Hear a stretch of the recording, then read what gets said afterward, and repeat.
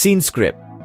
Have you ever imagined what it would be like to experience a state of absolute stillness and clarity? A state where your mind is free from distractions and preoccupations? This is what we refer to as the zero state of mind. This fascinating concept, the zero state of mind, is a beacon of mental and emotional equilibrium, a hub of inner peace, and a testament to a profound sense of presence. It's a state of emptiness, a vacuum that is paradoxically full of potential and vibrancy. It's like a blank canvas that's ready to capture the vivid hues of life, unfiltered and unadulterated.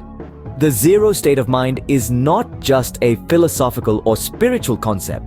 It's a state of being that transcends cultural barriers and religious dogmas. It's a universal quest for inner peace and self-realization, a journey to the core of one's existence. It's an oasis of tranquility amidst the chaos of our everyday thoughts, a sanctuary where the mind is free from the incessant chatter and distractions. Across the globe, in the East and the West, from ancient times to the present, the zero state of mind has been revered and pursued. It may take on different names and interpretations, but its essence remains remarkably consistent.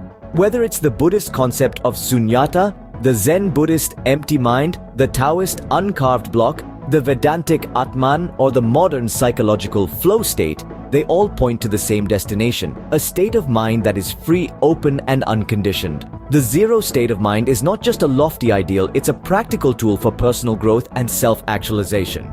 Through practices like mindfulness and meditation, we can cultivate this state, fostering a sense of presence and awareness that can transform our lives. So, let's unravel this intriguing concept and explore its origins and interpretations. As we delve into the maze of the zero state of mind, we'll discover how it's a gateway to inner peace, self-realization, and spiritual awakening. It's a journey that can illuminate our path and enrich our lives in ways we could never have imagined. The zero state of mind is not a new concept. It has roots in various ancient and contemporary spiritual and philosophical teachings. Like a sapling that has grown into a mighty tree, the concept of the zero state of mind has been nurtured and shaped by countless traditions over millennia. Let's take a step back in time and trace its roots.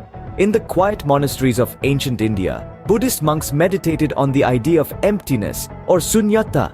They sought to understand that all phenomena, including the self, lack inherent existence. The realization of this truth, they believed, was a key to liberation from suffering.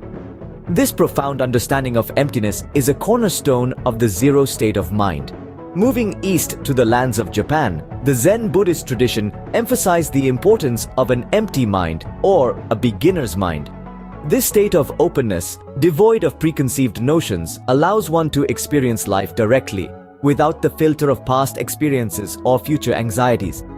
It's like looking at the world through a freshly cleaned window, clear and unobstructed. Over in China, Taoist philosophy introduced the concept of the uncarved block. It symbolizes the unconditioned mind untouched by external influences, resonating with the purity and potential of its natural state. This uncultivated simplicity mirrors the essence of the zero state of mind, a return to our original unadulterated self. These ancient philosophies from diverse corners of the world have each contributed to the tapestry of understanding surrounding the zero state of mind. Despite their differences, they all point towards the same destination, a state of mental and emotional equilibrium, a quiet mind free from the ceaseless chatter of everyday thoughts. These ancient philosophies have laid the groundwork for understanding the zero state of mind. Together, they invite us on a journey inward, encouraging us to peel back the layers of our minds until we reach that serene, uncluttered core, the zero state of mind. The concept of the zero state of mind is not confined to Eastern philosophies. It resonates with other traditions and contemporary psychology as well. Let's take a journey beyond the East to the ancient Indian philosophy of Vedanta. In the heart of Vedanta, we find the concept of Atman, the true self. Atman is believed to be beyond the fluctuations of the mind, untouched by desires, fears, or anxieties. To reach this state of equilibrium, the mind must be stilled, freed from distractions and from the ceaseless chatter of everyday thoughts. It's here, at this point of stillness, that the mind approaches its zero state, revealing the true nature of the self. But this isn't just a spiritual or philosophical concept. The zero state of mind finds its parallels in modern psychology as well.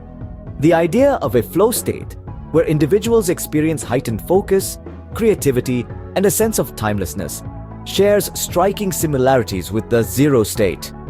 In this state, the mind is free from distractions, fully immersed in the task at hand, and operating at its peak potential. It's a state where the self vanishes, time flies, and all aspects of performance go through the roof. So, how does one achieve this elusive zero state? This is where mindfulness and meditation come into play. These practices aim to cultivate an awareness of the present moment and quiet the mind. They encourage acceptance of one's thoughts and feelings without judgment, fostering a state of heightened presence. This state of presence, of being fully immersed in the here and now, can be seen as a precursor to the zero state of mind. Whether we're discussing ancient philosophies or modern psychology, the zero state of mind emerges as a universal pursuit.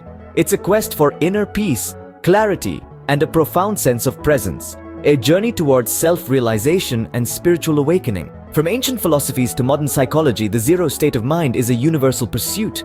Having traced the origins and interpretations, let's delve deeper into the essence of the zero state of mind. At the heart of the zero state of mind, there lies a tranquil oasis of inner peace. It is a mental and emotional equilibrium that's as serene as a still lake on a windless day. In this state, the ceaseless chatter of everyday thoughts falls silent, and the relentless rush of emotions slows to a gentle ebb and flow. Clarity is another key characteristic of the zero state of mind. It's like cleaning a smudged window and suddenly seeing the world in high definition. The fog of confusion dissipates, and we perceive things as they truly are, devoid of our biases, judgments, and preconceived notions. This clarity allows for a deeper understanding of ourselves, others, and the world around us. Presence too is inherent in the zero state of mind. We often find ourselves either dwelling in the past or anticipating the future, but rarely are we fully present in the here and now. In the zero state of mind, we are truly present, deeply immersed in the current moment. It's as if time slows down and we become acutely aware of our surroundings and inner experiences. The zero state of mind also embodies freedom. It's a state of liberation from distractions, attachments, and obsessions that often cloud our judgment and hinder our growth. It is a state where we are not bound by our desires or aversions. Instead, we find a sense of contentment and fulfillment within ourselves, independent of external circumstances. In essence, the zero state of mind is a state of profound equilibrium and presence. It signifies a return to our natural state of being, unclouded by the noise and chaos of the external world. It's a state where we are at peace with ourselves and in harmony with the world around us. It's a state where we realize our true potential and where we can truly be ourselves, free from the confines of societal expectations and self-imposed limitations. The zero state of mind, thus, is a state of profound equilibrium and presence. Now that we understand the essence of the zero state of mind, let's explore its practical implications. The power of zero lies in its potential for transformation. By accessing this state of mental and emotional equilibrium, we can tap into a reservoir of inner peace, clarity, and profound presence. This state of being is not merely about emptiness or absence. Rather, it's about fullness of the present moment and the awareness of our true nature. Imagine a life where you are not constantly swayed by the ceaseless chatter of everyday thoughts or the relentless pull of desires and attachments. That's the power of zero. It's a state of mind that allows us to detach from the noise and distractions of the external world and tune into our inner wisdom and intuition. In the realm of personal growth, the zero state of mind can be a game changer. It encourages self-realization, fostering a deeper understanding of our true self beyond the roles, identities, and expectations that society constructs for us. This realization can free us from the constraints of these artificial constructs and empower us to live authentically. Furthermore, in terms of spiritual awakening, the zero state of mind can serve as a gateway. Whether you follow a particular faith or not, this state of stillness and presence can lead to profound spiritual experiences and insights, revealing the interconnectedness of all beings and the universe at large. Practically, the zero state of mind can be cultivated through practices like mindfulness and meditation. Whether it's taking a few moments each day to focus on your breath, practicing yoga, or immersing yourself in nature. These practices can help quiet the mind and bring you closer to the zero state. So, how does this apply to everyday life? Imagine confronting a challenging situation with a calm mind, approaching a new learning opportunity with a beginner's mind, or simply enjoying a moment of stillness amidst the chaos of a busy day. That's the power of zero. It's a tool for navigating life with grace and equanimity. The zero state of mind, then, is not just a philosophical concept, but a practical tool for personal and spiritual growth.